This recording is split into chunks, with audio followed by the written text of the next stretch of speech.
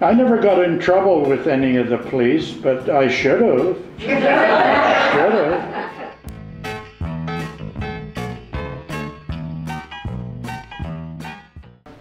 I apologize that I don't hear very well. I think you should be able to hear me all right, okay? I'm filling in for Brother Richard tonight, who unfortunately, due to a medical problem, was not able to be in attendance. He has given me a school picture that he has. I had one too, and I looked all over the place for it the last couple of days. I found a lot of old stuff, but I never found the picture. If you like, I can hand it to you, sir, and you can maybe hand it around. Is there anybody in attendance that, say, started Royal Oak School, say, between 1930 and 1934 or 35? If there is, please stand. So I can tell lots. My sisters, Joyce and Barbara Heel. I'm not hearing you. Okay, Heel. Barbara Heel. You're Barbara? No, my sister. You're Renee. I'm Renee. Yes, you see, you do know me. Hey, Renee, you want to come and live with me? You know my sister. I was in love with your sister Joyce. I know. But she didn't have too much to do with me. Barbara is still in Nanaimo? Barbara died. Yeah, Joyce is gone. Yeah. So. I'll have a talk to you before we leave. We will talk. Where was I? Oh yeah. So, I understand this is fairly casual, and we can reminisce a little bit. And that I have a list here that Richard gave me here, that his teacher was Miss O'Connell when he started. If I put glasses on, I'll probably be able to see better. What else has he got down here? Teacher Miss O'Connell, back row from left. Number 1 is Richard. Number 7 is Joe McIntyre. Middle row from left, first is Smith. Front row from left, third is Dick Smith. And 7th is somebody Robinson. Grades 1 and 2. That's 1936-37.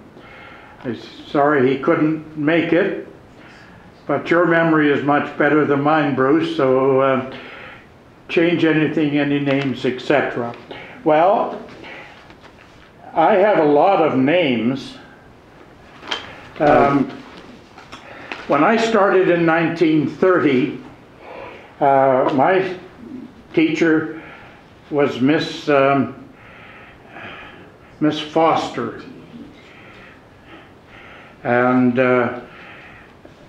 that was in grade 1, 2, and 3, was all in that little school. That's what I'm looking for. Where was that? It's sitting on the other. Okay, thank you very much. Miss Rankin was grade 1, 2, and 3. Miss Foster was grade 4, 5, and 6. And Mr. Huddleston, the principal, was grade 7 and 8.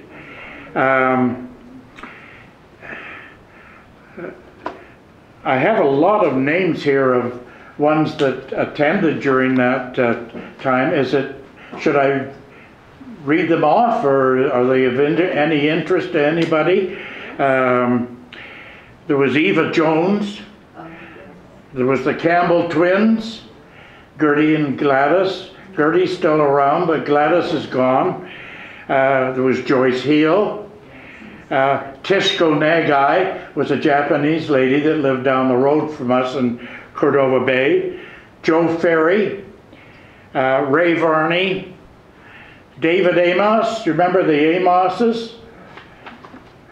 Bob Marconi. Marconi's had a little service station, I think, up on North Quadra somewhere. Joe Robbins, Billy Brabner, and Gloria Simmons, Gordon McIntosh and his sister Joanna, Ray Oliver, we called him Twisty, Ray Twisty Oliver. I don't know whether it was because of his hair or what, but anyway, the Mycocks, you remember the Mycocks, Bernard Kello, Jesse Kello, Henry and Tommy Naylor, they were all Cordova Bay people. The Polyblanks, they were Elk Lake people at the corner of Cordova Bay Road and the highway. I have a letter here that was sent to me by a girl. Her name was Tanya Knight. I guess she would have started Royal Oak School, maybe 38, 40, something like that. And she lives in Southern California now. And she was in Cordova Bay, 7 or 8 years ago, and this little school was still up on the high ground there. And then she heard that it had got moved, and she was afraid that it maybe got torn down or something like that. So she wrote to me, and so I took pictures of it where it is sitting now, and I got this letter from her, and I'll read you the part that concerns that. She says, "Hi Bruce, this is just about 5 months ago. What a wonderful surprise I received yesterday. Pictures of the story of what happened to yours and mine old one-room schoolhouse. I cried because I thought perhaps it had been torn down. Now, to learn at least the top is preserved nicely too. That made me happy. Bruce, do you remember the basement and how on bad weather days the teacher would take us down there? We spatter painted and they tried to teach us to square dance. I don't remember that.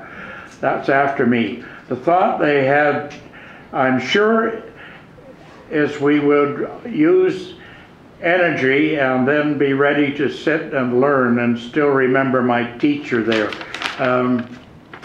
Miss Wales, I don't know, I was long out of there before Miss Wales. She was very good to me. Do you remember the pot-belly stove in the back of the room? Yes, I sure do, and sure do. How we dried our mittens and boots, rubber beside it. Also, I remember we had a long metal tin container, planted seeds in it, and grew vegetables. Thank you, Bruce, for sending me the pictures at the school. I'm going to frame them.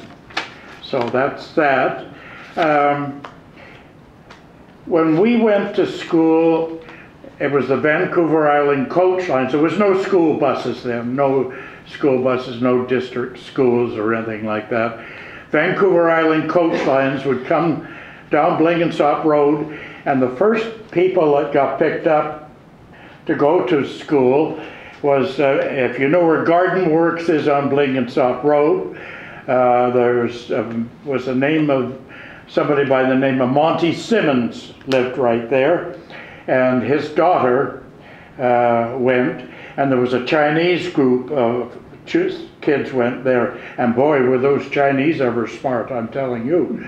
And they came right through to Cordova Bay. Naylor's got on at the corner of Royal Oak Avenue and Cordova Bay Road, and they picked the Kellos up and the Smiths and the McMorans and the Varneys all in front of our place, and up through onto Fowler Road, Sayward Road, and up to the corner, Cunningham's Corner, down East Saanich Road, and picked up some along there, some of the names I've already given you.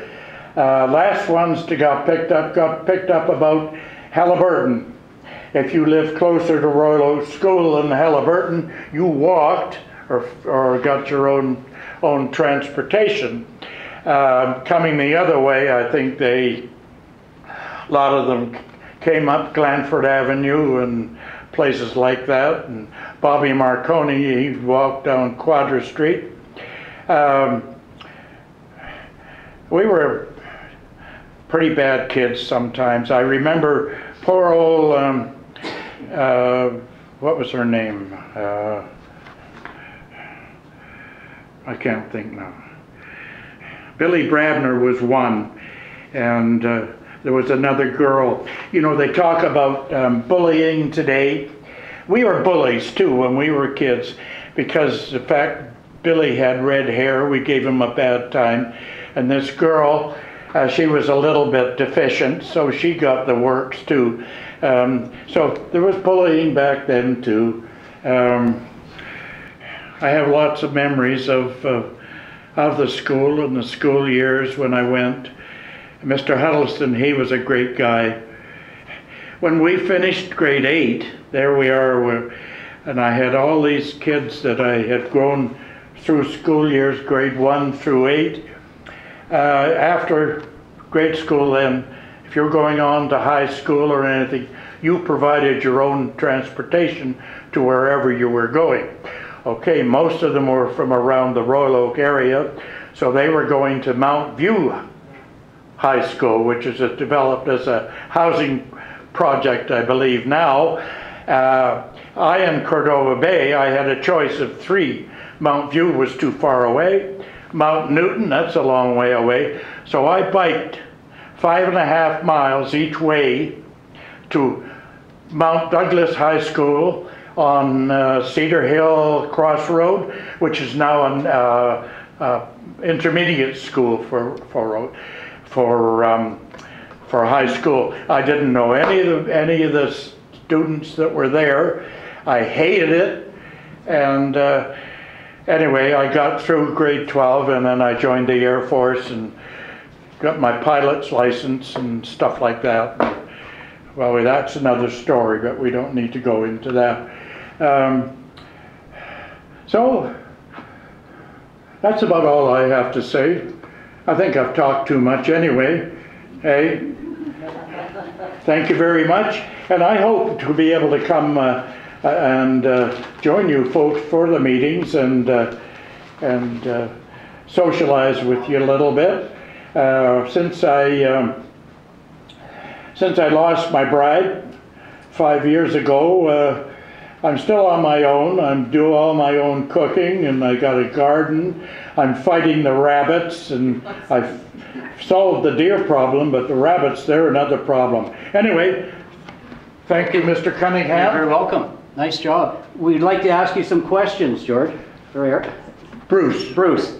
So I call you George just for fun? You can call me George if you like, yeah. I thought maybe you would kind of look, because you said to me I look like my father, but I never met your dad, so often enough anyways. My mother was a school teacher too. Okay. And we weren't allowed to call our friends and that kids. She says kids are goats. That's right. It's children.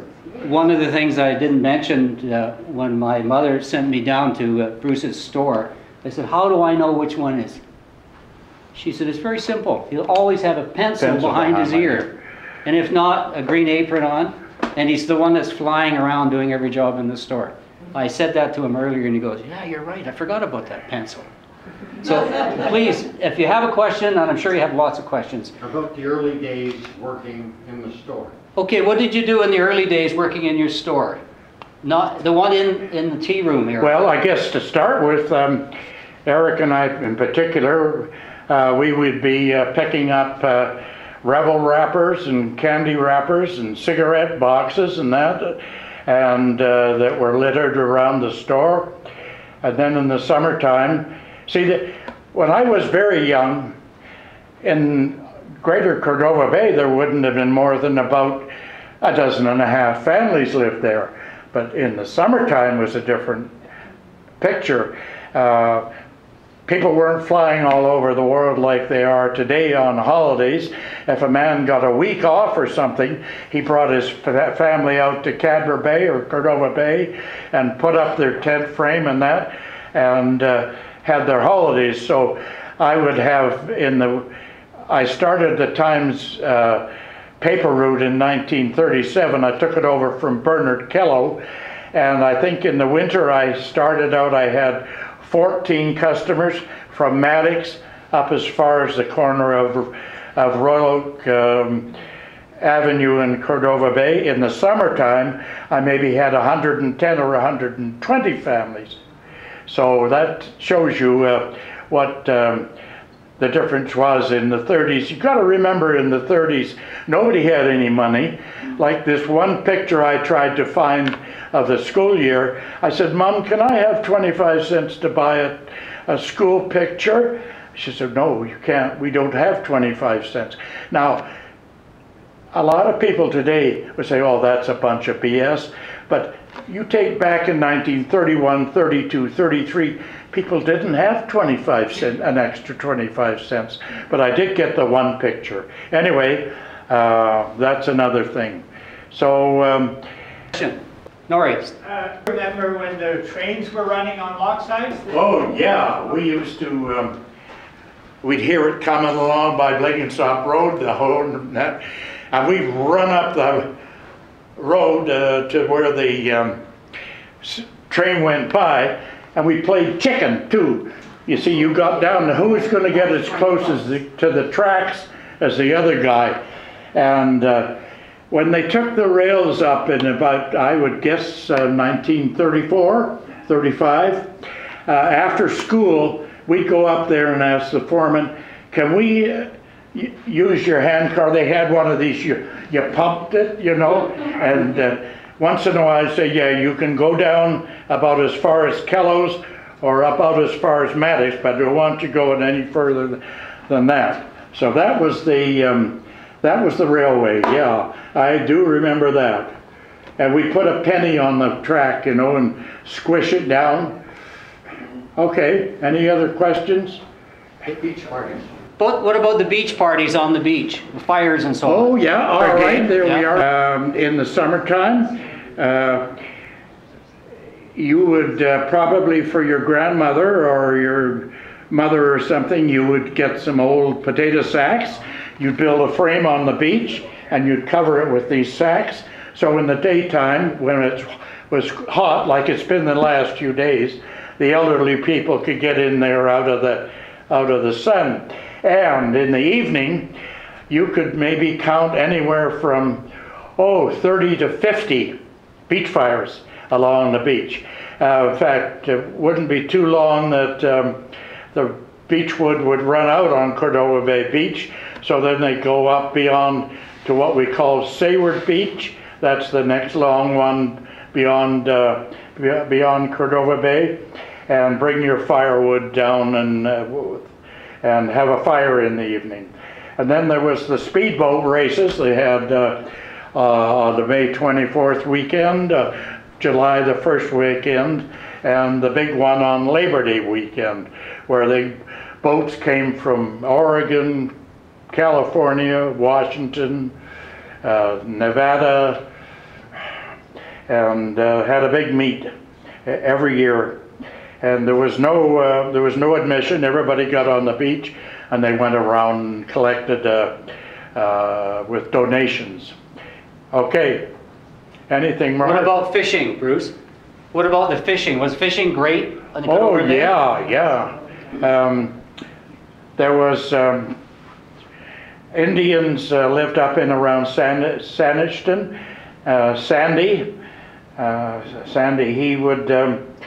he would catch some fish, and he'd come down with his wife, the squaw they called it, and they'd pull in with their boat to by the little stream there right by the restaurant, and he'd go off to town to sell his fish, and she'd sit all night long with the boat, and he'd come home the next day. He'd got into some booze too, you know, and us kids, they had schools of grills used to come through in the waters in late August, early September. We'd get off the school bus and go and get some of Dad's rowboats and go out and, oh heck, you could get these grills, which are just young coho salmon. You don't catch them anymore. About like that, 6 or 8 every evening, which helped with the menu. Dad was a great hunter, pheasants and quail and grouse and deer and whatever he could shoot. Boy, the deer that are around now, if Dad was around, they'd be gone. I've solved the deer problem, but rabbits are giving me a real bad time. Anyway, any more questions? What about Darcy Island? Did you go out to Darcy Island? Yeah, I went to Darcy Island a couple of times, but not very. Eric, was it Eric went over with Joe McIntyre or Richard? Maybe it was Rich, I don't know. They went over there and they got in the tide and had a heck of a job getting back. I think it was Richard and Joe McIntyre. This would be after the war years. Anyway, that was that, but there was lots of fish, and old Shorty Hinton that lived 2 doors north of the restaurant there, he'd go out, he worked at BMD or somewhere, and the evening he'd go out with his canoe, and just where the beach ends and the sandbar starts, there's a little area that has seaweed, and in the evening I guess the fish would kind of congregate there at high tide. Yeah. And he'd catch salmon there too. Really? Yeah. Peter. Mr. Godfrey. Well, that wasn't about quite. I remember when we transferred from the Royal Oak School over to the new Cordova Bay School, when we transferred over to the new Cordova Bay School where it is now, that used to be prior to that was the Japanese garden. It was a Chinese garden. Chinese garden? Could you give us any Well, the gardens, like I said, Tishkonagai, they had a vegetable garden. How can I describe where that was? There's a little street runs off, I can't think of the name of it now anyway. It's about a half a mile on the city side of us anyway. There was a garden there, and a small Japanese garden. And the big Japanese garden was right next to us, run by the Kakunos and Mizunos, and they had a big garden. And Mother taught some of them English, couldn't speak English very much, and they were a big boon to us in the 30s too, because they'd give us all these vegetables, parsnips and turnips and whatever you wanted, and didn't charge us anything for them. Mind you, you could get a whole sack of parsnips, which I hated, for 25 cents anyway. I hated parsnips. Anyway, but as Mr. Godfrey here said, there was a big garden where Cordova Bay School is. That whole property that is now school property was a Chinese garden there, and they grew a lot of vegetables. And I can recall coming home from Mount Douglas High School in the late 30s, early 40s. There was this Chinese fella with this truck, and he'd coming home from the city, coming down Shelburne Street, and I'm biking along, and he had a rail down the side. He's doing about 15 miles an hour, so I'd grab onto the rail, hang on there, and get towed part way home. Finally, I'd get fed up and just bike right ahead of him. See, when I was going to Mount Douglas High School, and I took Eric's paper route, he had the colonist, but he wasn't doing very good in school, so Mother put him in town, and he went to Central School, Boys Central or something like that. So rather than give up his paper route, I took it over for one winter. And so I did his paper route in the morning. I had to go up to Cunningham's to get it. That was about 4 or 5 miles. Then I biked to Mount Douglas High School and back. And then I did my own times route after that. And I put on about, are you feeling sorry for me? I put on about 30 miles a day at that year. But boy, I never wanted the morning paper route anyway. We never had any street lights or nothing, especially when it was dark in the winter. You didn't know whether you were up or down or where you were. Anyway, that was that. Did that answer your question about the Chinese garden? He had a poultry farm up on Claremont, I think. You know, they called it Claremont Poultry. Did they not? That's right. I buy my eggs from Jack's out at Island View Beach Road. In fact, I'm going out there tomorrow. Yeah.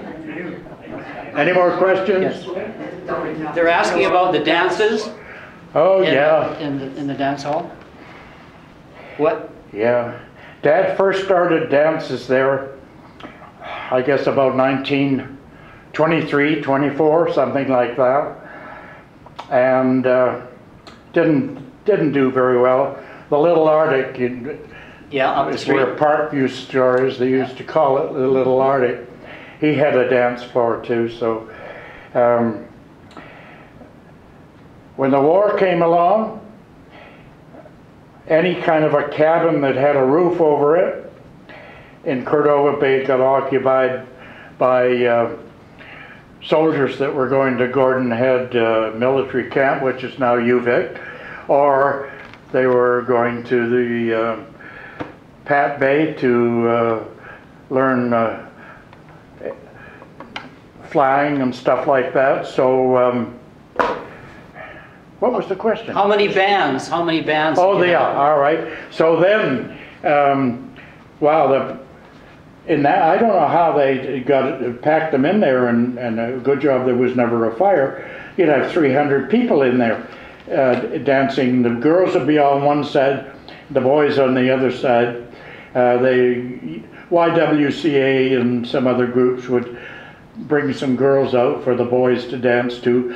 And then after the war, we cut that out, and Eric, my brother Eric, had a new floor put down, a different band, and changed the whole thing. And if you ever came, my wife sold you tickets after 1947. What should I say there? I was not connected too much with that because I got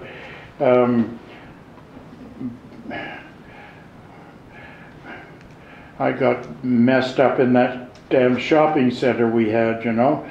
And so anyway, that was that, and we quit that a few years ago. Eric, it was his whole life, and he's not very good now. He's suffering pretty bad from dementia. So that's life, I guess. Anyway, that's what happened there with the dances. Yeah, that was something that went on for many, many years. Did you have any trouble with the police department when you were younger, yourself? Well, it was a pretty small police department. Yeah. Like Miss Rankin, her father was a chief of police for Saanich back in 1930, and I think Joe Bull and maybe one other were constables. I never got in trouble with any of the police, but I should have. I know. Oh, gee, you know, you talk about this drinking and driving now. I shouldn't go into this, but I will anyway. We go to a dance in town, and this is, 1950, 1951 or something, and you've been to the Snowball or you've been to the Crystal Gardens or something, and you've had a few drinks, and you're coming down Shelburne Street. You found long as you stayed between the two yellow lines, you knew you were all right. In other words, you know, you'd had a little bit too much to drink. But there wasn't the traffic on the road then that there is now, you know. I wouldn't have a drink and go out now. I'd probably have a couple of drinks after I go home tonight.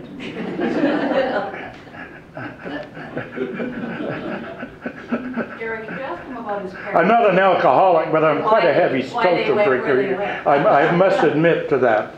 They want to know about your parents and your dad's parents, how they came out from Ontario. My father's father came from Ontario. He was the head foreman for Mr. Rithett on Broadmead Farms down here, and they lived there. This would be 1895 to I don't know what. As I said before, my dad told you, I don't know whether you mentioned that, but my dad and his oldest sister Marguerite went to this old Royal Oak school, This would be just before the turn of the century, I would imagine. I guess it was the same school. Anyway, yeah, and my grandfather then moved on to Cedar Hill Road. In fact, the big stone house is just still there, right close to the corner of Pear Street and Cedar Hill Road. It's got a big stone fence in front of it and some oak trees in the yard. And when I was a little boy, we'd go and stay there, and it was pretty cold upstairs. There was a furnace in the basement, but it only heated downstairs, and they'd heat a chimney brick in the fire and wrap it in the newspaper and put it in your bed so you wouldn't freeze to death in the night. That was grandfather's house. He died about 1928, I would imagine, and grandmother, she died about 1939. In fact, I was in Kamloops with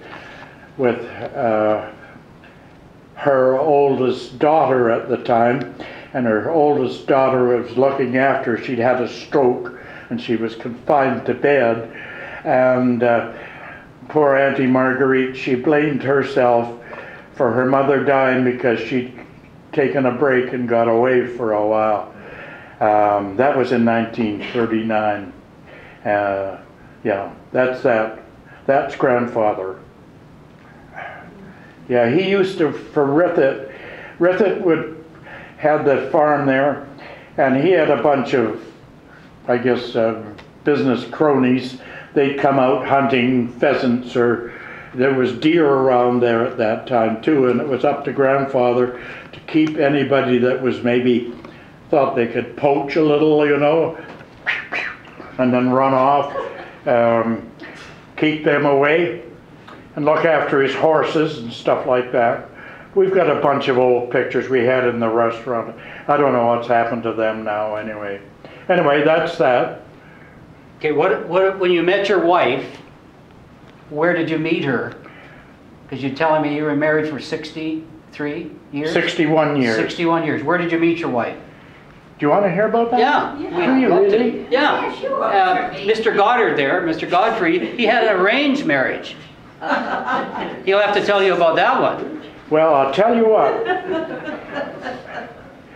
I got home from the service sometime in 1945. We thought we were going to go and fight the Japs, but that was coming to an end. And there was this fellow by the name of Pottage, Mr. Pottage, bought a big piece of the Japanese garden acreage. They didn't own it. They leased it from, I don't know, I can't think of the name right now. And he bought half of it, and some Pentecostal ladies bought the other half. They had moved from High Prairie, Alberta, during the war, and their son, their eldest son, Alan, had gone in the Air Force, and he was a tail gunner. And one night in 1943, over Holland, their plane got hit and got on fire, and he was able to get out. He landed in a haystack or something like that, and he hid, and some Dutch people took him and kept him until the Allies came through in the middle of 1945. So the reason I mention that is when he came to Cordova Bay, he had never been to Cordova Bay before after he got out of the service. And my mother, Mrs. Pottage, came to my mother and she said, you know, my son's coming home. He doesn't know anybody. Do you think your son Bruce would take him out or something and show him around? And she said, oh sure, I'm sure he would. So this is leading up to... I know, it's a good story. I like it already. It's a long story. That's okay. If you want long story. That's okay. Anyway, he came, and then he came down and I introduced me to him. I said, well, he said, what can we do? Well, I said, we can go and Vets of France and drink some beer, or we can go to a movie, or we can go to the Lower Crystal or the Sirocco, and maybe there might be some girls that we can dance with. He said, yeah, that's what we'll do. We'll go to there. So we did this for a while, and then he met a girl by the name of Janita. And they lived about, half a mile on the city side of us, in a little house there. And Alan started to go with Janita, and she was, at that time, a telephone operator for BC Tel, where you, number please, you had to push the buttons in for long distance and all that kind of jazz. And Marjorie was working as a telephone operator too. And this one time, Marjorie came out with Janita to her place to stay a couple of days. And there was a couple of girls had come from Alberta to stay with their grandparents up on Agate Lane. And Alan said, we've got to take these two girls out. Well, I said, I don't think I want to do that. Oh, yeah, you got to do that. And so he goes to pick up these two girls, but he's got Janita with him too, you see. And some other girl I'd never met before. So we picked up these two girls, and we went to the gorge. And we sat in the gorge and drank some beer. Then we took the two Alberta girls home, and I said goodnight to Alan and to Janita and to Marjorie, and went home. Well, to keep the long story short, we sort of got together a little bit more, and we started to go together. Yes, we did. And Marjorie started to sell tickets for the dance, I guess about a year before we got married. We got married at First United Church, and we had our wedding reception in our dance hall, cold sandwiches, no alcohol. You didn't do that back in those days. And we just got a new car, a 1948 Plymouth, delivered on a Friday. We were getting married the next Tuesday night, and we had just got it. And we were going on the midnight boat to Vancouver, and we were going to go drive to California. We didn't have a radio, we didn't have a heater or anything like that. There wasn't time to put those things. Anyway, my Uncle Percy, he was the secretary for the Premier of BC at the time, and the reason I mention that is we got down to the midnight ferry to find out it was ready to sail, and there was no room for our car. So Uncle Percy spoke to somebody in authority there, and they yanked some baggage off and put our car on, and we had the bridal suite to go to Vancouver. So that was quite a trip. At that time, 1948, out of the country, you were only allowed to take $150 a piece. We had a gas credit card, an Imperial Oil gas credit card. We didn't have credit cards like everybody's got a pocket full of them today. I only use one. And so we did. We traveled all the way down the coast and stayed different places. We went to the top of the Mark. We went to the St. Francis. We went to the Coconut Grove with Freddie Martin and his orchestra. And my uncle was living in Alameda, California at the time. We went and visited with them. We didn't stay with them. We stayed in a motel somewhere in San Francisco. We got home, and at that time you couldn't, in the winter, you couldn't buy imported vegetables. They didn't have them come in. So in Port Angeles, we took the ferry coming home from Port Angeles to Victoria. We had a few cents left in our pockets, and we bought some lettuce and tomatoes and stuff. And we got on the ferry, we had nothing. And so that's that. It lasted for 61 years. Huh? Your marriage lasted for 61 years. She put up with me for That's 61 right. years, Yeah. yes. Yeah, She did, yes. yeah. She did put up with me somehow or other. During the war years, Bruce, what was it like in Cordova Bay? Like when they had the air raid sirens and so on? Any what? Air raid sirens during the war? Oh, they had, just off of Mount Douglas, they had a marker out on the water, Yeah. and they used to dive bomb it, practicing from Pat Bay. And right across the road, actually, from where I live, one bomb got released a little bit too early. It went right through this woman's kitchen roof, and she was standing at the sink, and it didn't go off or anything. I wonder it didn't hit her. There was so many servicemen and their wives. Some of them were maybe stationed at Port Alice or Port Hardy or something like that, and the wife and maybe one or two kids would be in a little summer cabin, and we had some pretty cold winters in the early 40s, and they would nearly freeze to death, and the old Hindu would come along the road with his old wood truck selling wood he'd got from the sawmill down where Jaws just developed all that area along the gorge there. Cameron Lumber Company it was called, and it would be kind of wet too, you know, and they'd try to burn that stuff in their stove. And a lot of them, they didn't know anything about wood stoves or anything like that. So it was pretty tough for those gals. Anyway, that was that. How many acres did your dad purchase in Cordova Bay? Well, that's another story. Okay. He started with this little place. Well, are any of you familiar with the restaurant there now and the beautiful garden that they have along there? And that guy that's looking after the gardens, he does such a super job of it. And that one lot that Saanich bought from us, or not from us, because I was out of it before that. I didn't have anything to do with the closing of the business or the sale of it, because I was out of it a few years before that. But anyway, Saanich got that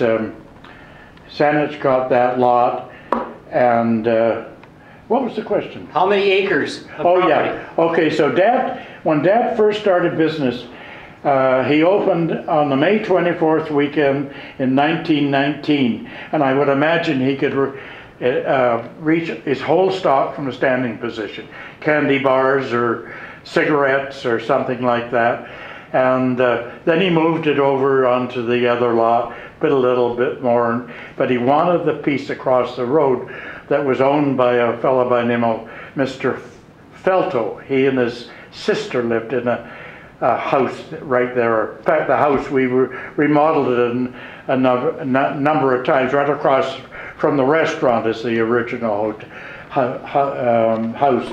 There was 17 acres that went straight up over Lochside, right up onto the top of the hill, where Catalina Terrace comes down. That was part of it, which Dad built a house up there where my youngest brother David now lives at 5070 Catalina Terrace.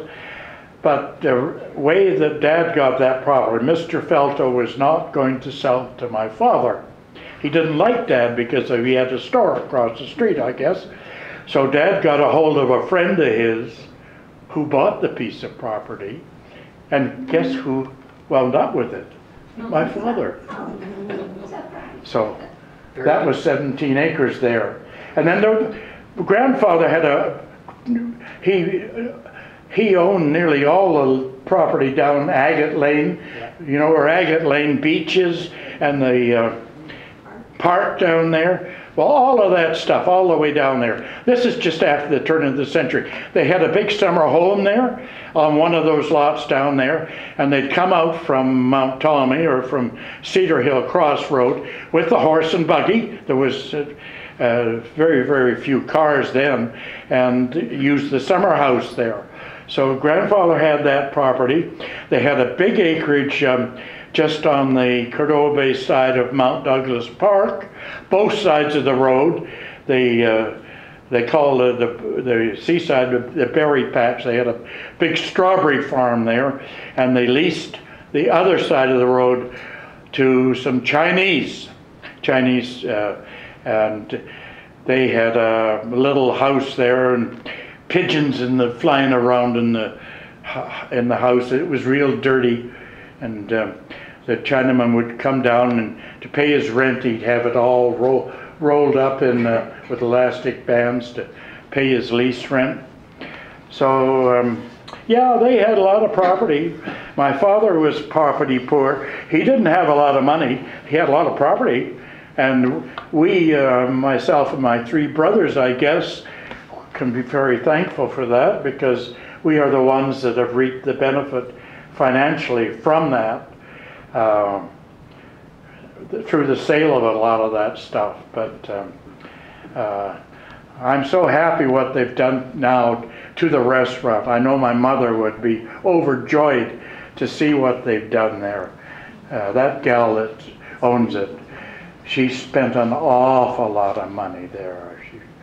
She may make some money on the operation, but she'll never recover her capital investment. But that's another story. That's nothing to do with Royal. That's nothing to do with. We're supposed to be talking about Royal Oak School. Yeah. Not my life's history, for God's sake. Anyway, thank you very much. Thank you. I've had it. Okay, that's it. I'm going to go talk to Reedy.